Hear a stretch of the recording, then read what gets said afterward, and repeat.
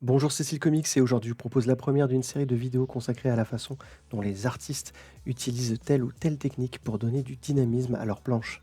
Et pour commencer, rien de tel que de parler d'Alex Ross, un artiste exceptionnel mais auquel on fait souvent le reproche d'avoir un dessin trop statique.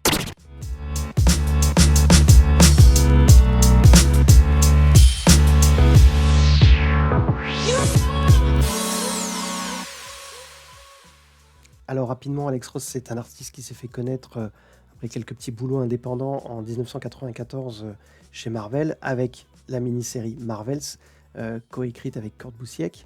Et puis vraiment, il a atteint un- une aura de star, on va dire, avec le titre Kingdom Come, écrit avec Mark Waid en 1996.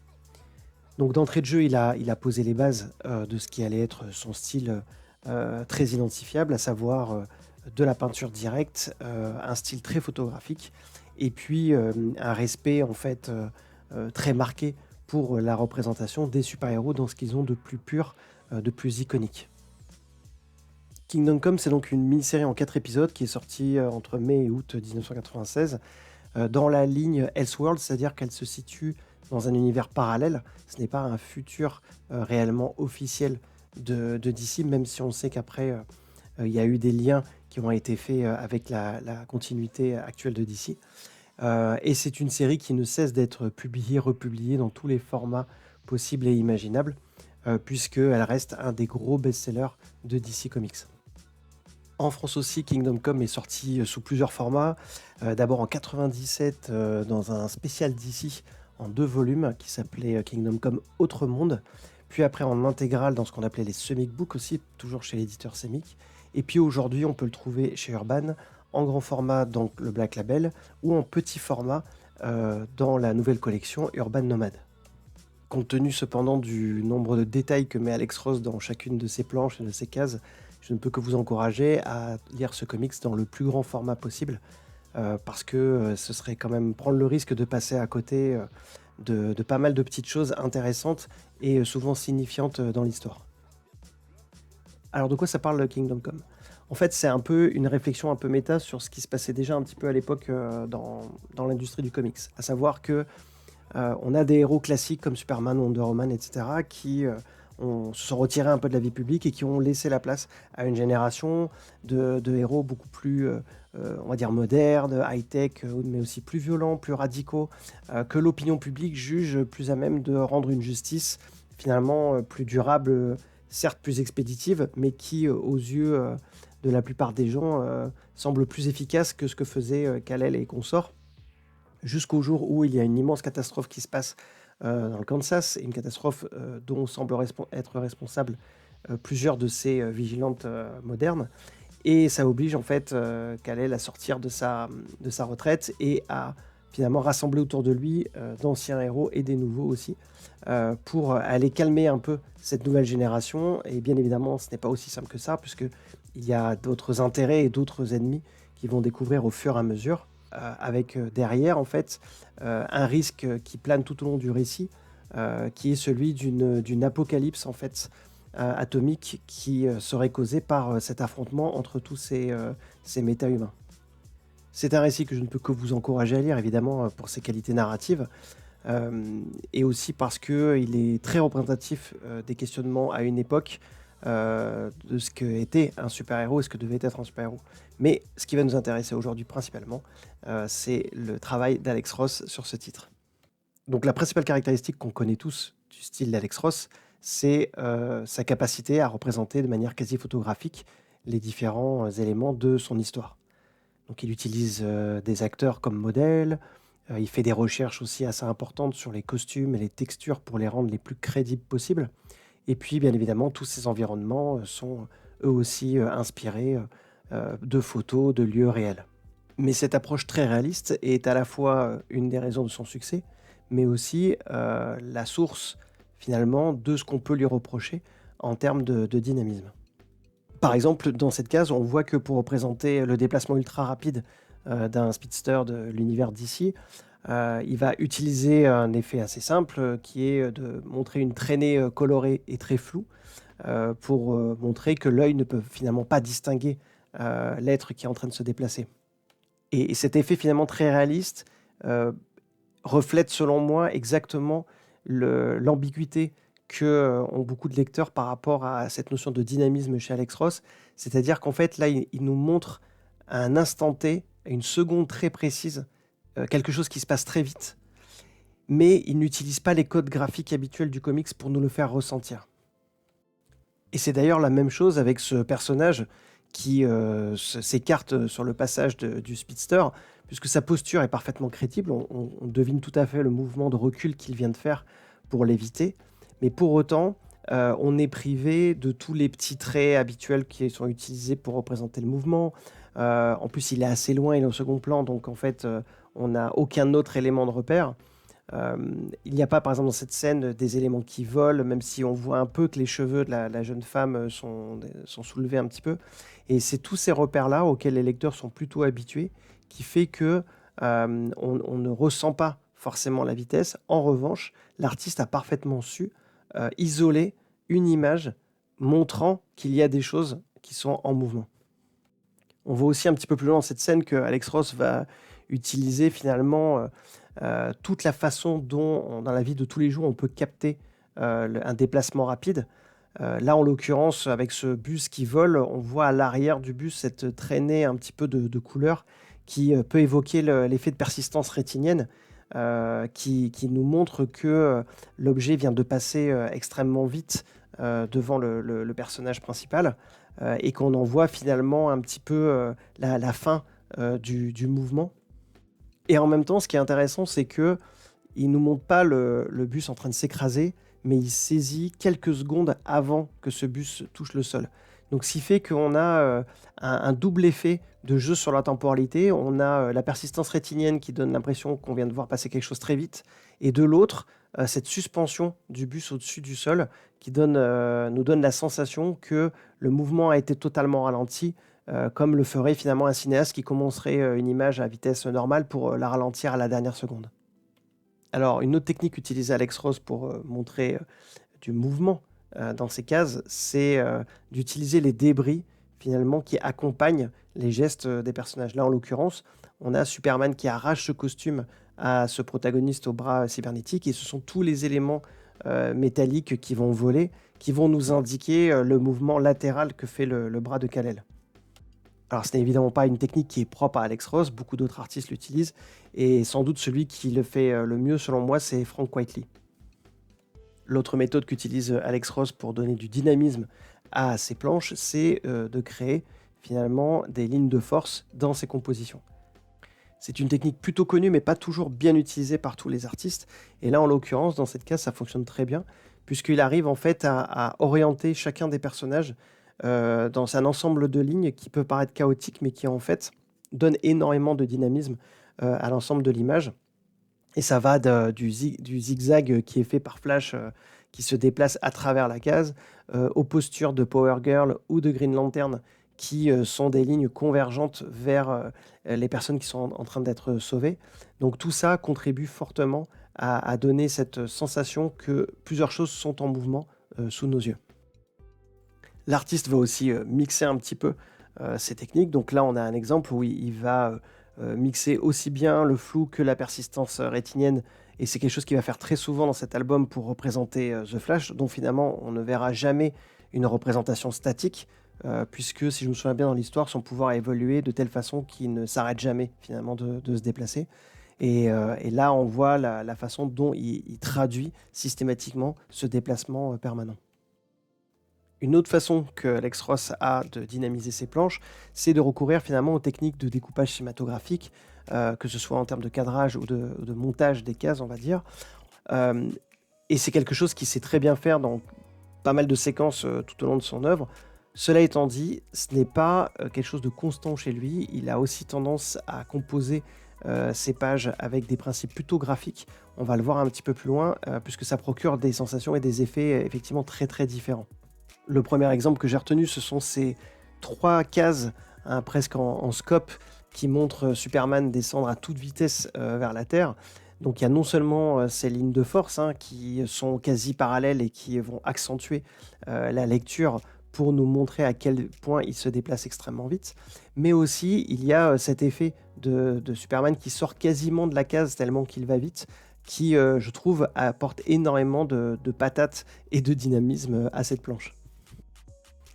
Du langage cinématographique, Alex Ross va aussi souvent utiliser une composition en plusieurs plans, avec pas mal de profondeur. Et là, on voit très bien comment il arrive à positionner Bruce Wayne au premier plan et de faire se tourner vers sa gauche, donc à notre droite, pour voir émerger Kal-El qui est au second plan.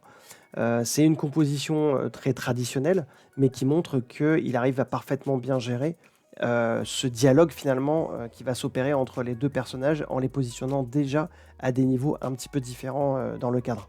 Cela étant dit, je me suis toujours un petit peu interrogé sur la place des onomatopées dans les œuvres d'Alex Ross, parce que je trouve que elles contrastent énormément avec le photoréalisme qu'il recherche dans ses pages. Et parfois, en fait, ça me faisait penser à l'intrusion des onomatopées visuelles dans la série Batman des années 60, c'est-à-dire une superposition entre un élément purement graphique qui vient de la BD avec une représentation qui, elle, se veut très réaliste et très naturaliste. J'ai aussi retenu cette séquence dans laquelle Captain Marvel se lance à la poursuite de Superman, parce qu'elle est extrêmement bien découpée, puisqu'on a cette ascension des personnages qui est suivie comme si on était en caméra embarquée finalement, en suivant Kal-El. Et on a ce jeu sur le rythme entre le moment où Captain Marvel se transforme et ce moment où il saisit le pied de Superman, qui est parfaitement bien géré, je trouve, et qui se confirme dans les 3 cases qui suivent justement. Parce qu'on y voit Captain Marvel dépasser Superman et puis le repousser un petit peu, on va dire, vers le sol. Et encore une fois, c'est un rythme en 3 temps, avec une distanciation entre les personnages qui est radicale entre chaque case, et qui en plus propose une jolie variation d'angle, qui fait que là où on a commencé la poursuite avec un point de vue où on était au-dessus de Kal-El qui était en pleine ascension, donc en plongée, on finit cette séquence en contre-plongée du point de vue de Kal-El qui voit Captain Marvel s'éloigner. Je vous le disais au début, une des qualités d'Alex Ross, c'est de savoir capter finalement un moment clé dans une séquence que on suppose animée. Et c'est vrai que cette captation, elle n'est pas aussi évidente que ça. Ça paraît finalement assez banal, mais ça ne l'est pas. Il y a des artistes qui savent exactement quelle posture, quelle seconde il faut savoir représenter. Et c'est son cas, et on va le voir notamment dans la façon dont il va montrer l'utilisation de l'énergie et des différents éléments. J'ai pris ces 2 cases parce que je trouvais qu'elles étaient finalement assez représentatives de ce principe. On a tout d'abord le sens des flammes qui enveloppe l'armure de Batman et qui sont projetées par ce personnage dont j'ai oublié le nom, mais c'était pas très grave. On voit exactement comment Alex Ross montre la combustion qui s'opère autour de l'armure en montrant ce flot finalement de flammes qui vont d'abord l'entourer vers la gauche et puis après repartir vers la droite dans la case suivante. Et puis on voit l'effet d'éclaboussure provoqué par je sais pas, le coup d'extincteur, on va dire, que lui envoie Batman en retour. Et encore une fois, on a un axe de force, mais surtout, on a au premier plan la matière de cette mousse, on va dire, qui se répand un petit peu partout, toutes les gouttelettes, et qui montre l'impact que ça représente sur le personnage. Donc là encore, on est dans un effet qui n'est pas traduit par des traits, des speedlines, etc., mais juste par la façon dont les éléments, la matière des choses vont réagir lorsqu'ils sont projetés par quelque chose. Et puis comme Alex Ross fait ses couleurs directement en peinture, on voit qu'il apporte un soin tout particulier à la recherche de certains effets. Alors même si là encore Kingdom Come, j'allais dire, il était encore un peu jeune, et qu'on peut voir sur ses derniers travaux, notamment sur les couvertures qu'il a faites, qu'il a atteint un niveau vraiment incroyable dans la représentation de tout ce qui est énergie. Là déjà on avait un travail sur la lumière pour simuler l'impact qui était très impressionnant. On le voit sur le visage de Captain Marvel. Il y a cette façon d'ombrer le visage et de faire disparaître finalement les traits au moment où la vision laser de Kal-El entre en contact avec le visage, qui fait qu'on n'a aucun doute à la fois sur l'impact sur le visage, mais aussi sur la chaleur, en tout cas la brûlure que ça va générer. Cette utilisation de la lumière pour simuler l'impact, on la retrouve ici avec Captain Marvel qui utilise un de ses éclairs pour foudroyer Superman. Le fait que ce dernier soit à peine esquissé, à peine ombré, nous permet tout de suite de mesurer l'impact et la violence de l'éclair qui le frappe. Et puis on voit dans la case de droite comment aussi il utilise la fumée pour accentuer finalement la chute, c'est-à-dire qu'on voit comment le personnage s'est effondré et la fumée est en train de s'évaporer, s'ouvrir un petit peu de part et d'autre pour laisser encore plus en évidence le personnage de Captain Marvel qui le contemple. Donc là encore, c'est une composition très habile et qui nous laisse comprendre tout à fait le mouvement qu'ont les différents éléments. Alors là, on va rentrer dans la question de la valorisation des positions héroïques, qui est une caractéristique, encore une fois, extrêmement connue d'Alex Ross, puisqu'on a tous vu des magnifiques posters, des covers, etc., dans lesquels il savait vraiment bien mettre en valeur ses personnages. Dans le contexte d'une histoire en séquentiel, c'est un petit peu différent, et on va essayer de voir comment, à certains moments, ça peut être signe de dynamisme et comment, dans d'autres cas, par contre, ça peut donner ce côté un petit peu figé qu'on lui reproche. Le fait qu'Alex Ross recherche justement à capter, comme je le disais au début, de manière quasi photographique, un instant clé pour faire comprendre une scène, l'oblige à trouver exactement la bonne posture en fait pour chacun de ses personnages. Plus encore qu'un artiste qui, lui, va se donner beaucoup plus de cases pour décomposer un mouvement, par exemple, ou qui va rajouter des tas d'autres éléments graphiques comme des speedlines et autres pour renforcer ce qu'il essaie de traduire par la posture de son personnage. Ici, par exemple, on voit que il a donné à ces deux personnages, celui de droite, je crois que c'est un Hourman, une posture qu'on arrive à comprendre. Le premier prend un coup, le deuxième est en train de voler. On a une Big Barda au fond qui met un coup de pied. Mais vous voyez déjà que, en fait, à la fois, on comprend le mouvement qui est engagé par chacun de ces personnages-là. Mais, par exemple, autant à Hourman, on devine qu'il vient de prendre un coup de sceptre dans la gueule et qui part à gauche, autant l'autre personnage en fond tout rouge, là, avec les ailes, et ben c'est pas forcément évident qu'il vient de prendre un coup de pied de Big Barda. En fait, on pourrait penser qu'il est en train de l'esquiver parce qu'il n'y a pas cette notion d'impact. Et c'est là où, en fait, la posture et la façon dont Alex Ross va traduire ses postures peut nous induire en erreur des fois. Un autre point aussi qui est un peu déroutant des fois, c'est que Alex Ross fait cohabiter au sein d'une même case un mouvement qui est figé avec des mouvements qui sont rapides. Par exemple, au fond, on voit Superman qui traverse cette espèce de robot géant. On a tous les éléments qui nous font comprendre qu'il est en train de voler à pleine vitesse. On a les effets de flou, les effets de persistance rétinienne au niveau de ses couleurs. A l'inverse, au premier plan, on a ce personnage féminin avec les sailles qui saute le pied en avant en direction du personnage de Robin. Et là, elle, pour le coup, elle semble être arrêtée dans les airs. Et c'est souvent ce qu'on retrouve dans les scènes de combat à plusieurs personnages chez Alex Ross, c'est cette cohabitation finalement entre des personnages et des mouvements que l'on sait rapides et qu'on sait identifier comme étant rapides avec les effets de flou notamment, et d'autres qui semblent être complètement figés dans l'air.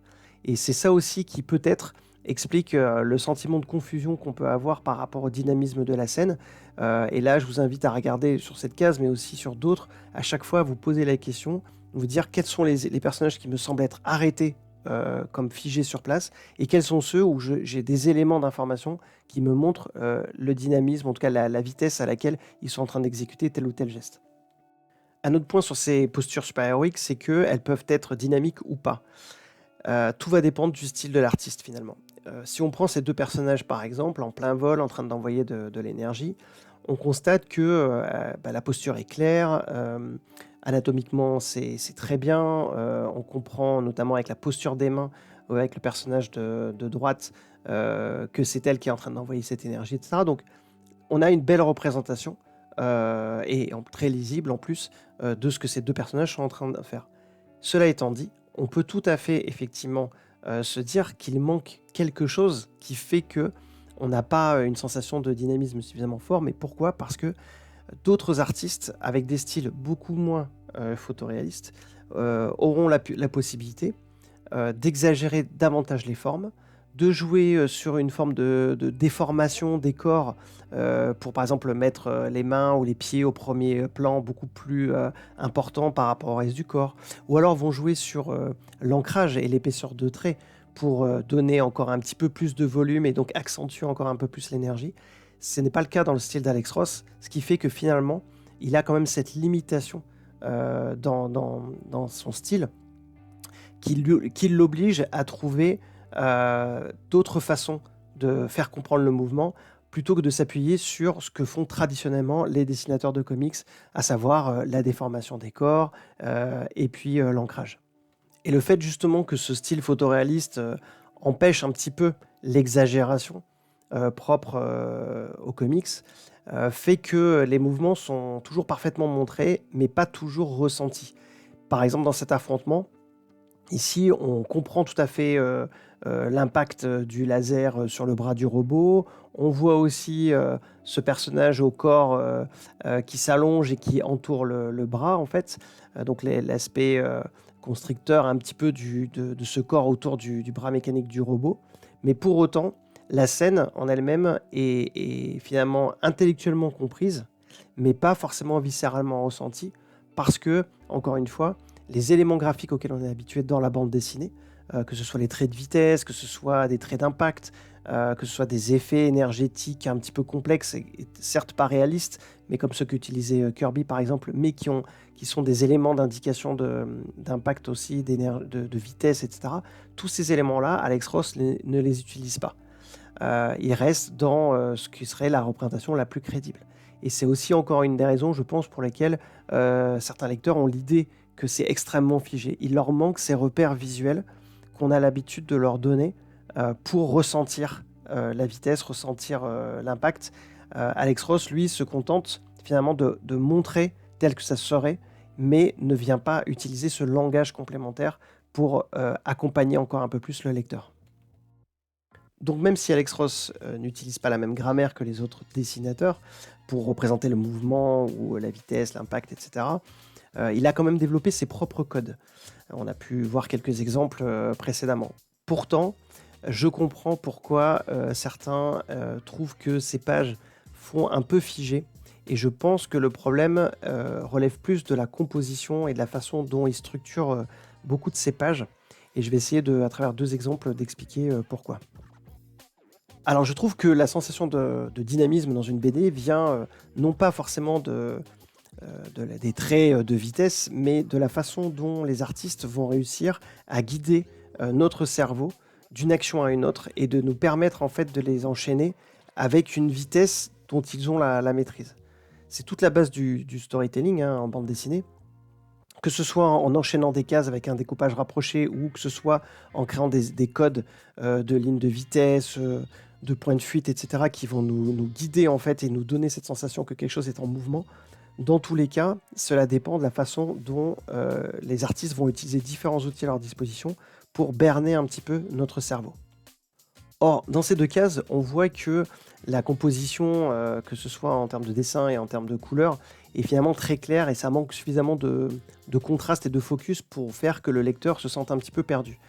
Notamment parce que dans la case supérieure, le personnage qui engage l'action, qui démarre l'action, est à droite, alors que le sens de lecture est de gauche à droite. Et même s'il a une ligne de force vers le personnage avec corne de taureau qui prend l'impact, la couleur en fait ne permet pas de contraster suffisamment et on ne peut pas non plus se rabattre sur ce qui aurait été un ancrage un peu épais au niveau du personnage au premier plan pour avoir cette notion de profondeur. De même que dans la case en dessous, si notre œil est guidé un petit peu vers la droite par le fond un peu blanc et lumineux et donc qui nous indique la suite de l'action, on est quand même un petit peu perdu par rapport au fait que finalement on a commencé la case supérieure en lisant de gauche à droite, mais la conclusion de l'action se trouve à gauche et non pas à droite. Et là en l'occurrence, le début de l'action se situe à droite et non pas à gauche, donc toujours en inversement avec notre sens de lecture. Et la couleur qui aurait pu, encore une fois, être travaillée pour nous accompagner davantage et nous faire davantage comprendre ce contraste-là, ne serait-ce qu'en créant par exemple un lien visuel entre le personnage du haut, donc avec les cornes qui traversent la devanture et puis le même personnage dans la case d'après, et ben, ce lien visuel n'est pas super évident. Et je trouve que ça, typiquement, c'est le genre de chose qui fait faire un effort au lecteur qui va pas du coup lui faire ressentir une notion de dynamisme. Les 2 autres points négatifs aussi selon moi sur cette page concernent la forme des cases et les angles choisis. La forme des cases, parce que ça, c'est un truc qu'Alex Ross fait souvent et qui, personnellement, je ne vais pas dire m'insupporte, mais je ne comprends pas pourquoi il persiste à faire ça. C'est que ces séparations de cases ne sont jamais extrêmement visibles. C'est pour ça que je disais au tout début que son approche était parfois cinématographique et parfois purement picturale. Là, on a l'impression que quelqu'un a découpé finalement des tableaux, des cases et les a superposés. Et ça ne donne pas réellement au lecteur une possibilité de séparer les images dans sa lecture. Ça ne le guide pas, au contraire, je trouve que ça rend très confus. Et d'autant plus que la palette de couleurs, comme je disais, est finalement, je ne vais pas dire terne, mais suffisamment pâle pour ne pas donner de contraste suffisant. Et en plus, il ajoute des angles qui des fois sont assez compliqués. C'est le cas sur la dernière case. Là, on est dans un personnage avec une posture certes très esthétique, mais dans un angle de lecture qui n'est pas du tout évident à comprendre parce qu'on manque de repères par rapport au sol, par rapport au ciel, etc. Et donc finalement, je trouve que c'est là où déjà l'effet de peinture, de travail sur la lumière n'est pas forcément en faveur, on va dire, ne favorise pas forcément la lecture, mais en plus l'artiste rajoute de la complexité dans ses cadrages et dans l'association de ces cases les unes avec les autres, ce qui, encore une fois, fait que le lecteur va avoir plus d'efforts à faire pour comprendre ce qui se passe et donc ne va pas se laisser emporter par le récit et donc ne va pas avoir cette impression de quelque chose qui est dynamique et qui l'emporte. Ce problème d'agencement des cases se retrouve aussi ici et très souvent d'ailleurs, on constate dans les œuvres d'Alex Ross qu'il a recours à ce type de cases en fait, plutôt en diagonale, triangle, etc. Et là en fait, on a une vraie difficulté de lecture pour les raisons que je citais un peu avant, bah, bon, même si encore une fois au niveau de la couleur, il y a un travail un petit peu plus important pour guider le regard, mais typiquement, la case avec Batman en haut qui est penchée dans un sens, qui vient croiser celle avec la lame de Wonder Woman et après encore une autre en dessous, etc. dans l'autre sens. Ces cases ont des formes logiques par rapport à ce qu'elles dépeignent. On voit notamment qu'elles épousent, la dernière case épouse le mouvement d'épée de Wonder Woman. Mais pour autant, le fait qu'encore une fois, il n'y ait pas une séparation suffisamment évidente, le fait qu'il n'y ait pas d'éléments de contraste trop marqués de l'une à l'autre, je trouve que la lecture, encore une fois, est pas simple du tout. Et cet agencement-là rajoute de la complexité presque inutile. Et enfin, je terminerai avec le fait que une des autres limites que je trouve à ce photoréalisme, c'est dans les scènes où il y a beaucoup de personnages. Et dans Kingdom Come, il y a pas mal de scènes où il y a des affrontements entre plusieurs dizaines de personnages. Même si encore une fois ça reste tout à fait lisible, hein, c'est pas le problème, mais l'effort que cela demande au lecteur d'aller examiner point par point ce qui se passe est encore une fois, je pense, à quelque chose qui peut nuire à l'impression de dynamisme global. C'est un petit peu comme se poser dans un musée face à une œuvre très dense, une peinture imposante par exemple, une scène complexe, et on va devoir même s'installer quelques minutes, voire quelques heures pour pouvoir en saisir toute la composition, chacun des détails. Et ben, c'est un peu le sentiment qu'on a parfois face aux planches d'Alex Ross, dans Kingdom Come notamment. Et c'est quelque chose qui, pour moi, ne va pas forcément avec la bande dessinée. C'est-à-dire qu'il peut y avoir des bandes dessinées exigeantes qui vont demander au lecteur de passer du temps, mais il ne faut pas que ce soit aux dépens de la narration. Si vous prenez par exemple Geoff Darrow, qui a travaillé sur par exemple Shaolin Cowboy récemment, mais sur d'autres œuvres de science-fiction avec Frank Miller, vous avez des pages avec un niveau de détail qui est surhumain, et pour autant, vous vous perdez jamais. C'est-à-dire que si vous voulez aller explorer chacune des cases pour aller voir chacun des détails, vous pouvez tout à fait le faire et c'est même recommandé. Mais pour autant, il n'oublie pas d'être un narrateur avant tout et il sait comment guider votre regard vers l'action principale qu'il a à raconter. Et c'est là où je pense que le travail d'Alex Ross là-dessus n'est pas toujours évident, même si il s'est un petit peu amélioré effectivement après, mais ça reste toujours un peu une limite qui est que cette composition à la fois, enfin déjà parce que c'est peint, parce que c'est photographique, etc., fait que c'est pas toujours évident de rentrer dans une scène. Et là, typiquement, ça demande un effort pour arriver à saisir tout ce qui se passe. Donc le lecteur ne peut pas être, encore une fois, emporté par un mouvement, par l'action principale des personnages. Il doit prendre le temps de saisir tout ce qui se passe dans les moindres détails. Voilà, ce que je voulais dire en conclusion, c'est qu'à mon avis, on ne peut pas vraiment dire que Alex Ross n'a pas de dynamisme dans son dessin. C'est juste qu'il n'utilise pas la même grammaire que les autres artistes qui font du dessin et de l'ancrage. Il ne recourt pas aux traits de mouvement, au speedline, etc. Il a dû créer son propre langage basé sur sa technique de peinture, sur le photoréalisme de ses planches. Donc ça crée effectivement une exigence plus importante pour le lecteur, qui va devoir finalement davantage décrypter que de se laisser porter par les techniques de bande dessinée traditionnelles. Cela étant dit, c'est pas forcément, à mon avis, ce qui fait l'intérêt du style d'Alex Ross. Il est connu, et j'ai mis ces deux images justement sciemment pour être un maître dans la représentation extrêmement iconique des personnages. Qui dit iconique dit forcément un peu figé, parce que là, cette représentation-là, iconique, elle doit s'affranchir du mouvement. C'est un petit peu la différence entre une statue et un personnage dans un film. Et vous voyez même dans le cinéma, les plans iconiques des personnages qui les mettent en valeur sont des plans dans lesquels les personnages prennent une posture, mais sont quasi immobiles. Donc, en fait, ce choix-là, je pense, est aussi une approche d'artiste qui est que ce qu'il semble toujours rechercher, c'est une valorisation, voire une survalorisation du personnage, une espèce de recherche de représentation de la quintessence de l'héroïsme. Et ça passe par le fait de chercher quelle est l'image qui va s'imprimer dans l'esprit du lecteur comme étant la traduction parfaite de tout ce que va représenter ce héros. Et d'ailleurs, c'est pour ça, je trouve qu'il excelle particulièrement dans la représentation de Superman. Parce que c'est un personnage qui n'est pas important par rapport à sa vitesse, mais qui est important par rapport au symbole qu'il porte et par la rassurance qu'il apporte par sa présence. Et du coup, le fait d'avoir, comme dans cette image à gauche, une présence finalement posée, stable et extrêmement rassurante, c'est ce qu'il arrive à représenter le mieux. Donc, je pense que c'est effectivement, si vous recherchez du dynamisme absolu dans le comics, et si vous avez besoin d'être emporté comme ça par la lecture, il y a d'autres artistes pour ça, indéniablement, et Alex Ross ne sera sans doute pas le plus adapté. Pour autant, je pense qu'on ne peut pas nier tout ce qu'il déploie comme boîte à outils, on va dire, pour traduire du dynamisme et donner du mouvement à ses planches. C'est effectivement pas là où il excelle le plus, mais pour autant, je pense que si on prend le temps un petit peu de décryper ses planches, on voit qu'il y a quand même pas mal de mouvements et pas mal de choses qui ne les résument pas à des simples peintures très statiques. Voilà. Écoutez, j'espère que cette vidéo vous a plu, et ce style de vidéo qui va un petit peu plus dans le décryptage du style de dessin des artistes vous plaît. Encore merci à l'abonné Matt Ador qui avait suggéré Alex Ross là-dessus, sur ce sujet du dynamisme que je voulais aborder à travers d'autres auteurs. Et puis finalement, c'était une très bonne porte d'entrée parce que justement, il y avait beaucoup de débats autour de cet artiste là-dessus.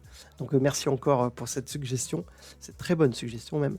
Et puis je vous donne rendez-vous très prochainement pour une autre vidéo sur un comics cette fois-ci. Je vais essayer d'alterner traitement d'un comics avec traitement d'un artiste sur la problématique du dynamisme.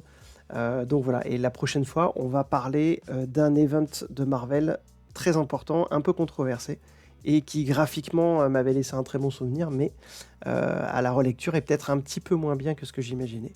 Donc voilà, je vous en dis pas plus, et je vous donne rendez-vous très bientôt. Merci encore pour tous vos likes, évidemment. Vos partages, tout ça, la chaîne continue de progresser lentement, et ça fait plaisir. Et puis, voilà, n'hésitez pas à continuer à partager ces vidéos autour de vous. À très bientôt, prenez soin de vous, ciao.